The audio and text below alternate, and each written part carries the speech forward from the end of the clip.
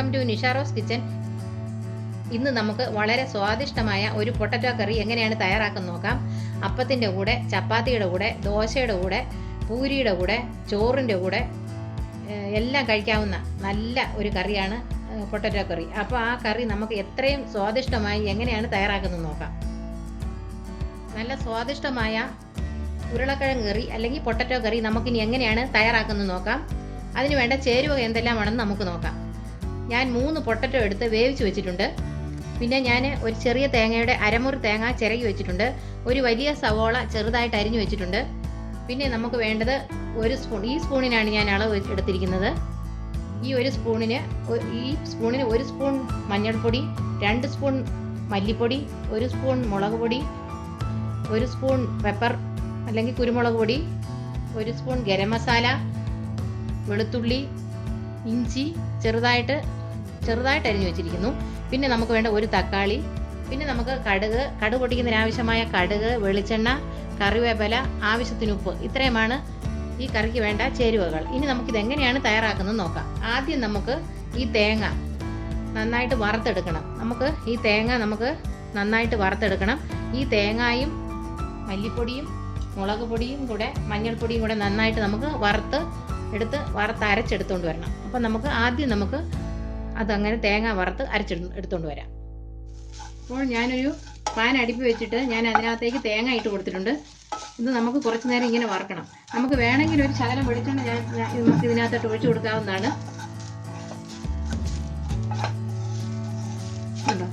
ഇതുപോലെ തേങ്ങ വറക്കണം.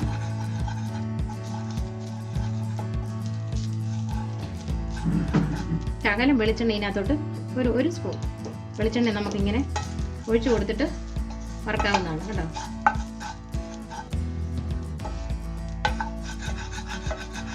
ഇതിൻ്റെ ചുവട്ടിൽ പിടിക്കാതിരിക്കാൻ വേണ്ടി ഒരു സ്വല്പം വെളിച്ചെണ്ണ ഒഴിച്ചു കൊടുത്താൽ മതി. അപ്പം നമ്മുടെ തേങ്ങ നല്ലപോലെ വറന്നു വന്നിട്ടുണ്ട്. ഇനി ഫ്ലെയിം മാക്സിമം എന്തുമാത്രം കുറയ്ക്കാവോ അത്രയും ഫ്ലെയിം കുറയ്ക്കണം. അത് കഴിഞ്ഞ ശേഷം നമ്മൾ എടുത്തു വെച്ചിരിക്കുന്ന മഞ്ഞൾപ്പൊടി, മല്ലിപ്പൊടി, മുളക് പൊടി ഇത്രയും ഇതിനകത്തോട്ടിട്ട് വറക്കണം. അപ്പോൾ ഈ തേങ്ങയുടെ കൂടെ തന്നെ ഈ മല്ലിപ്പൊടി, മുളക് പൊടിയും മഞ്ഞൾപ്പൊടിയും കൂടെ വറുത്തെടുക്കണം. അപ്പോൾ അല്പം ഫ്ലെയിം വെക്കാം. അല്പം ഫ്ലെയിം കൂട്ടി വെച്ചിട്ട് നമുക്കിത് വറുത്തെടുക്കാം. പെട്ടെന്ന് തന്നെ ഇത് വറന്നു വന്നോളൂ മുളക് പൊടി. അതുകൊണ്ട് അല്പസമയം വറുത്താൽ മതി. അപ്പോൾ നമ്മുടെ മുളക് പൊടി, മല്ലിപ്പൊടിയും തേങ്ങ എല്ലാം റെഡി ആയിട്ടുണ്ട്. ഇനി നമുക്ക് സ്റ്റവ് ഓഫ് ചെയ്യാം. ഇപ്പം റെഡി ആയിട്ടുണ്ട്. ഇനി ഇത് തണുത്തതിന് ശേഷം മിക്സിയിൽ നന്നായിട്ട് അരച്ചെടുക്കാം. ഞാനിപ്പോൾ ഒരു പാൻ അടുപ്പി വെച്ചിട്ടുണ്ട്.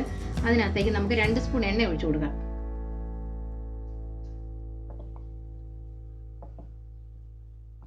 ഞാനിപ്പോൾ വെളിച്ചെണ്ണ ഒഴിച്ചു കൊടുത്തിട്ടുണ്ട്. ഇനി നമുക്ക് കടുക് ഇട്ട് കൊടുക്കാം.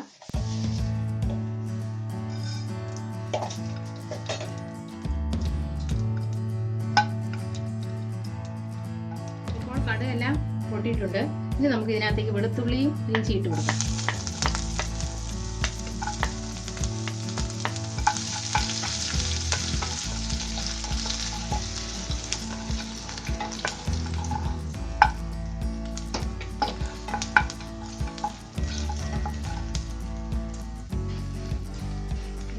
നമുക്ക് ഇതിനകത്തേക്ക് അല്പം കറിവേപ്പില ഇട്ട് കൊടുക്കാം.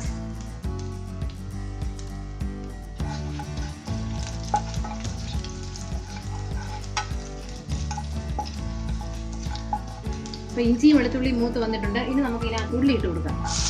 സവോള,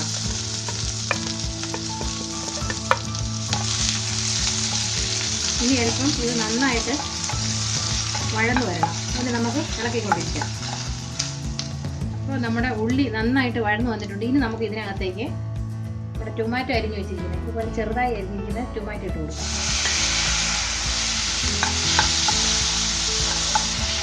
ഇനി നമുക്ക് നന്നായിട്ട് ടൊമാറ്റോ വെന്ത് വരുന്നവരെ ഇളക്കി കൊടുത്തുകൊണ്ടിരിക്കണം.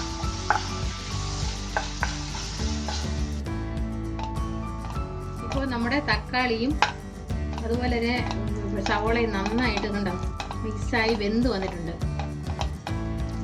അപ്പോൾ നല്ലപോലെ ഇത് വഴന്ന് വെന്ത് വന്നിട്ടുണ്ട്. ഇനി നമുക്ക് ഇതിനകത്തേക്ക് പൊട്ടറ്റോ ഇട്ട് കൊടുക്കാം. വേവിച്ച് വെച്ചിരിക്കുന്ന പൊട്ടറ്റോ ആണേ, അത് നമുക്ക് ഇട്ട് കൊടുക്കാം.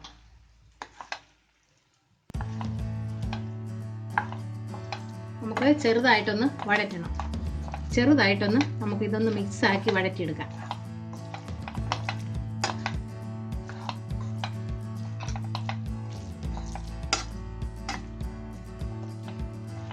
അല്പം നമുക്ക് ഇത് വലിയ കഷ്ണങ്ങളായതുകൊണ്ട് നമുക്ക് അല്പം ഒന്ന് ഉടച്ചു കൊടുക്കാം, ചെറുതാക്കി കൊടുക്കാം.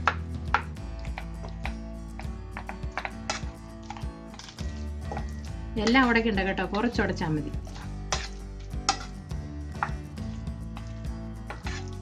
ഇപ്പം എല്ലാം ഒന്ന് ചെറുതായിട്ട് മിക്സ് ആയിട്ടുണ്ട്. ഇനി നമുക്ക് മിക്സ് ആകുകയും ചെയ്തു. അതുപോലെ എല്ലാമായിട്ടൊന്ന് അല്പം വഴന്നും വന്നിട്ടുണ്ട്. ഇനി നമുക്ക് ഇതിനകത്തേക്ക് നമുക്ക് വറുത്തരച്ച് വെച്ചിരിക്കുന്ന തേങ്ങ ഇട്ട് കൊടുക്കാം. തേങ്ങയും മുളകും എല്ലാം കൂടെ വറുത്ത് നമ്മൾ അരച്ച് വെച്ചിട്ടുണ്ട്. ഇനി നമുക്ക് അത് ഇട്ട് കൊടുക്കാം.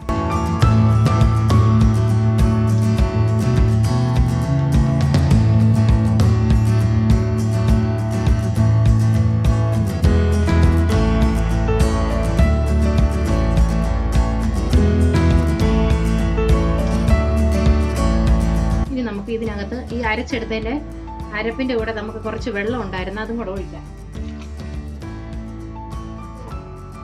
ഇനി നമുക്ക് ഇതിനകത്തേക്ക് കുരുമുളക് പൊടി, ഗരം മസാല ഇട്ട് കൊടുക്കാം.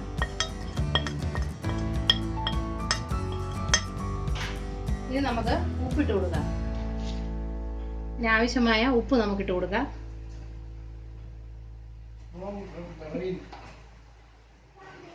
ഇനി നമുക്ക് നന്നായിട്ട് മിക്സ് ചെയ്യാം. ഇനി നമ്മുടെ കറി ഇത്രത്തോളം എത്തി. ഇനി നമുക്കൊരു അല്പം അരപ്പ് വെള്ളം കൂടെ, കുറച്ച് ചാറിന് വേണ്ടി, അതായത് ഗ്രേവിക്ക് വേണ്ടി നമുക്ക് അരപ്പ് വെള്ളം സ്വല്പം ഒഴിക്കാം. ചപ്പാത്തിയുടെ കൂടെയൊക്കെ പൂരിയുടെ കൂടെയൊക്കെ കഴിക്കാനാകുമ്പോൾ നമുക്കൊരു അല്പം ചാറ് വേണം.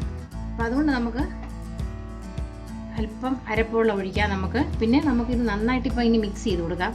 ഞാനിപ്പോൾ എല്ലാം ഇട്ട് കൊടുത്തിട്ടുണ്ട്, ഉപ്പ് എല്ലാം ഇട്ട് കൊടുത്തിട്ടുണ്ട്. ഇനി നമുക്ക് അല്പം നന്നായിട്ടൊന്ന് മിക്സ് ചെയ്ത് കൊടുക്കാം. ഇപ്പോൾ ഞാൻ കറി നല്ലപോലെ മിക്സാക്കി കൊടുത്തിട്ടുണ്ട് കണ്ടോ. ഗ്രേവിയൊക്കെ നമുക്ക് ആവശ്യത്തിനായി, ഒരുപാട് വെള്ളം ഒഴിക്കരുത്. അപ്പം നമ്മുടെ കറി നല്ല സ്വാദിഷ്ടമായ പൊട്ടറ്റോ കറി ഇപ്പം കണ്ടോ റെഡി ആയിട്ടുണ്ട്. ഇപ്പം നല്ലപോലെ തിളച്ച് വന്നിട്ടുണ്ട്. ഇപ്പം നല്ലപോലെ നമുക്ക് ഫ്ലെയിം ഒന്ന് കൂട്ടി വെച്ച് നമുക്ക് ഒന്ന് തിളപ്പിച്ചെടുക്കണം കേട്ടോ. തിളയ്ക്കുന്നുണ്ട്.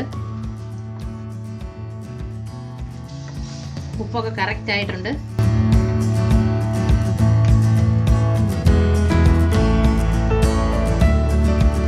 കേട്ടോ കറി ഇപ്പം തിളയ്ക്കുന്നുണ്ട്.